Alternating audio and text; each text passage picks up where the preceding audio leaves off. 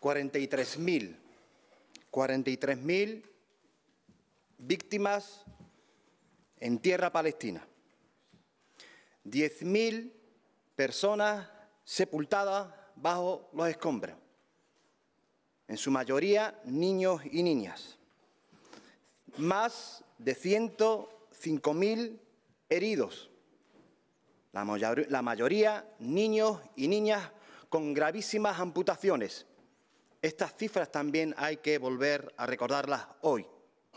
Y quiero aprovechar esta tribuna para exigirle a nuestro Gobierno, al Gobierno de España, al Gobierno de Pedro Sánchez, que abandone la hipocresía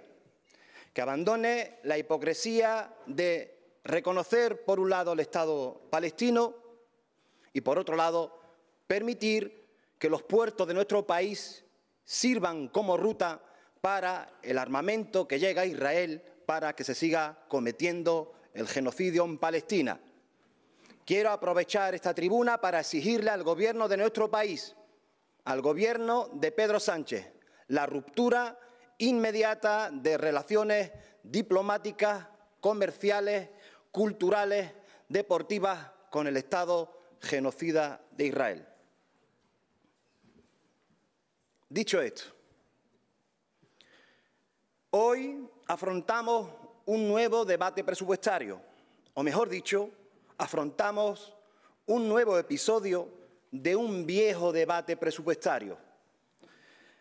El debate de siempre sobre el presupuesto de siempre, el eterno presupuesto del Gobierno de las desigualdades.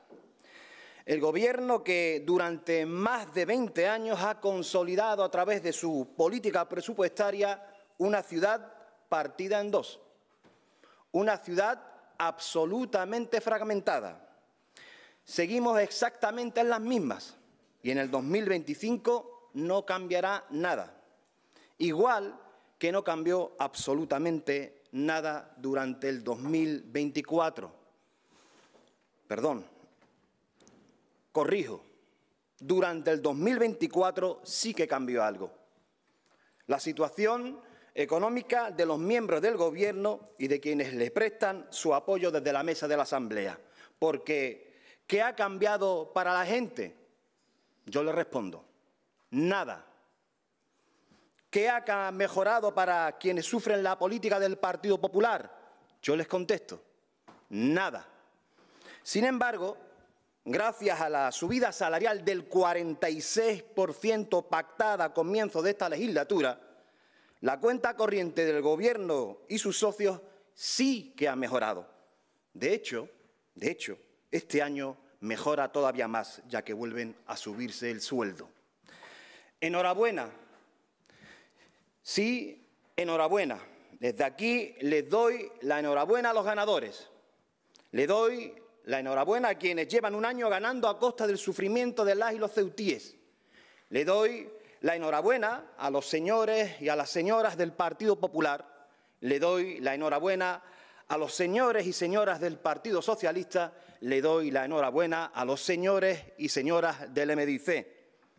Y al mismo tiempo, no puedo hacer otra cosa que transmitir mi solidaridad a los perdedores, a la gente que está en paro, a la gente que no puede comprar material escolar, que malvive con pensiones de miseria, que depende de un transporte público que sigue sin ser gratuito y universal, a la gente que ve cómo se guardan en el cajón del olvido iniciativas destinadas a cuidar de su salud mental, a la gente que sufre cortes de agua y de luz, a toda esa gente que otro año más se queda fuera de los presupuestos del señor Vivas y de sus amigos.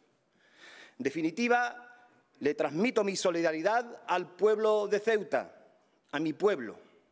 Le transmito mi solidaridad y mi compromiso también, porque mientras Ceuta ya tenga representación en esta Asamblea, seguiremos oponiéndonos a este mercadeo infame e insultante. Seguiremos denunciando este espectáculo dantesco que nos sonroja y que tan perjudicial es para la vida pública.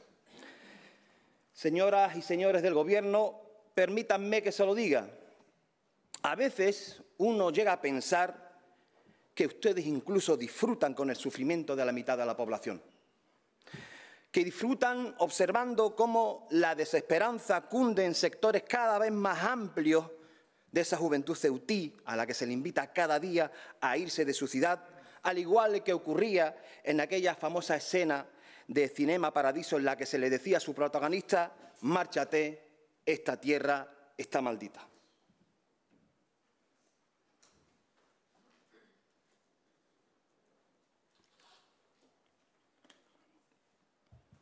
Señor Vivas, usted está convirtiendo Ceuta en una ciudad fantasma e inhóspita, en la que la amargura y las ganas de escapar, desgraciadamente, se erigen en los sentimientos dominantes.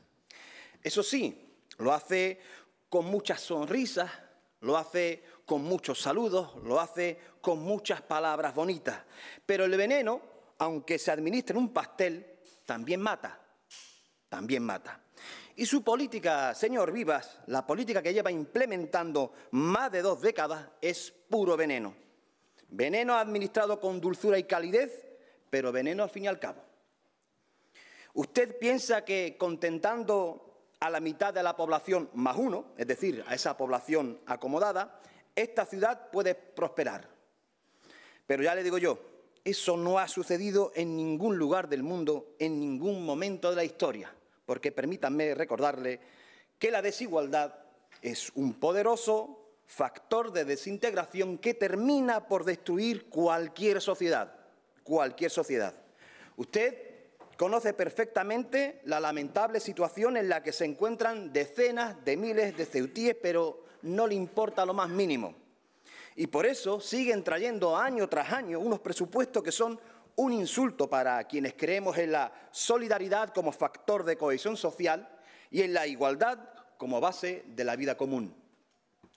De nuevo, centenares de millones, en esta ocasión más de 400 millones, repartidos entre sueldos de empleados públicos, que son quienes componen la inmensa mayoría de la mitad mimada, repartidos entre contratos multimillonarios de los que unos pocos afortunados, también de los suyos, obtienen enormes beneficios, repartidos entre subvenciones desaforadas para callar bocas, comprar voluntades, promover adhesiones y apaciguar ánimos.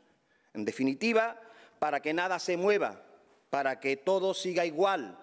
Ese es su proyecto político, que todo siga igual, que siga todo igual mientras estudios como el publicado recientemente por el Instituto Nacional de Estadística nos continúa situando a la cabeza de todos los indicadores sociales negativos. Si hablamos de llegar con dificultad a fin de mes, doblamos la media nacional. Si hablamos de carencia material, de nuevo estamos prácticamente en el doble de la media. Si hablamos sobre la capacidad que tienen los españoles de pagar su casa, a nivel nacional están en torno al 23%. Y aquí en Ceuta alcanza el 40%. Y así con todo, así con todo. La mitad de Ceuta vive acosada por la pobreza, el paro, la infravivienda, el fracaso escolar y la precariedad de los servicios públicos básicos. Y sin embargo, en 400 millones de euros, el Gobierno de la derecha y sus aliados no ha encontrado ni una sola respuesta para esta inocultable tragedia. Es indignante, permítanme decírselo sinceramente, es descorazonador. Lo que hacen ustedes clama al cielo, clama al cielo. Miren, se lo digo de corazón, las instituciones deberían servir para proteger a la gente, para protegernos de las inclemencias del mercado y del interés privado, incluso de las climáticas.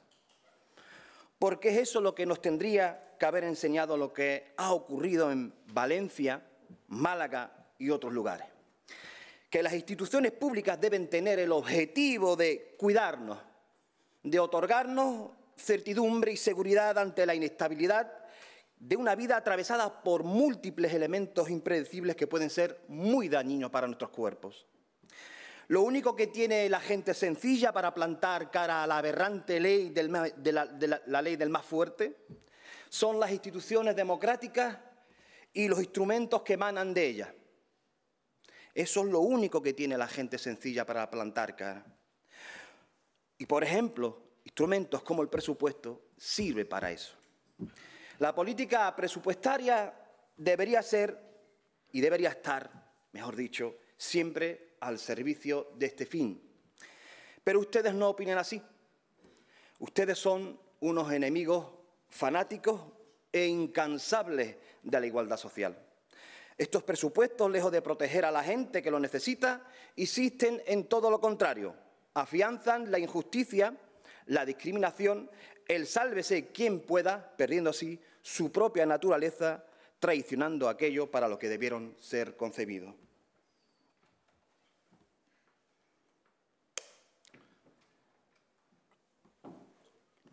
Por si había alguna duda a la altura de mi intervención, lo digo, Ceuta ya va a votar no.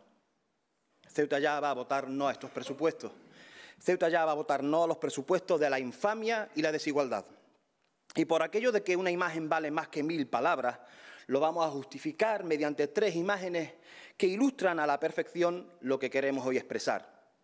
Señor Vivas, en la ciudad de la pobreza, en la capital de la pobreza, usted destina 1,5 millones al ingreso mínimo de inserción social y otras ayudas sociales. Y, sin embargo, se gasta 2 millones en financiar el helicóptero.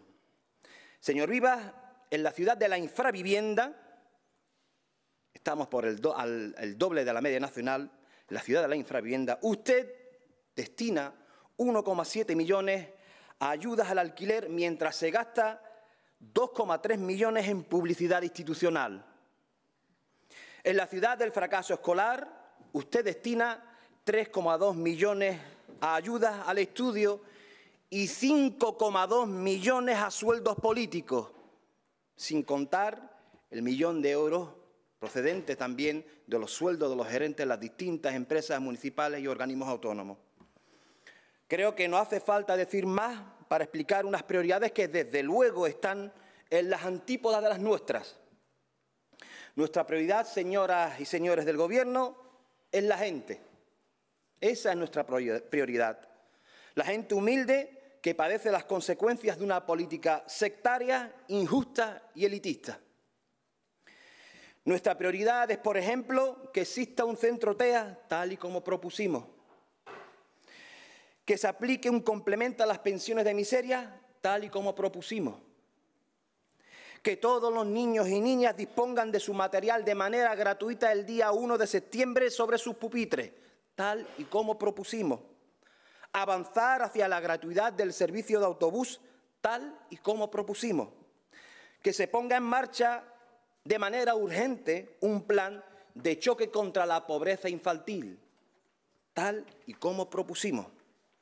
Nuestra prioridad es, por ejemplo, que la ciudad compre vivienda vacía y la ponga en régimen de alquiler social en tanto en cuanto se construyen las miles de viviendas que hacen falta, tal y como propusimos.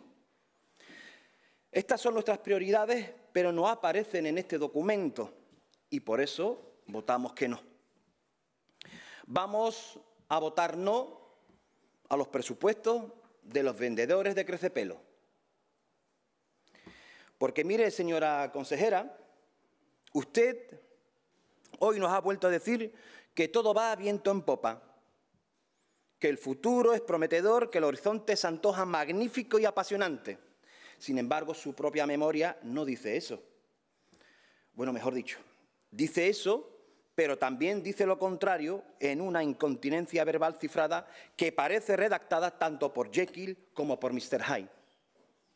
En su memoria, por un lado, se reconoce que todos los indicadores significativos están en caída descendente y, en el mejor de los casos, están estabilizados, que el ánimo de la población está perturbado y que estamos acosados por la inseguridad, el sentimiento de vulnerabilidad y el bloqueo económico, Y en esa misma memoria, en ese mismo documento, a la vez se dice que vivimos en un estado de absoluta felicidad, superando brillantemente obstáculos y reafirmándonos en que el bloqueo económico, ese en el que ustedes coinciden con el país vecino, es lo mejor para Ceuta.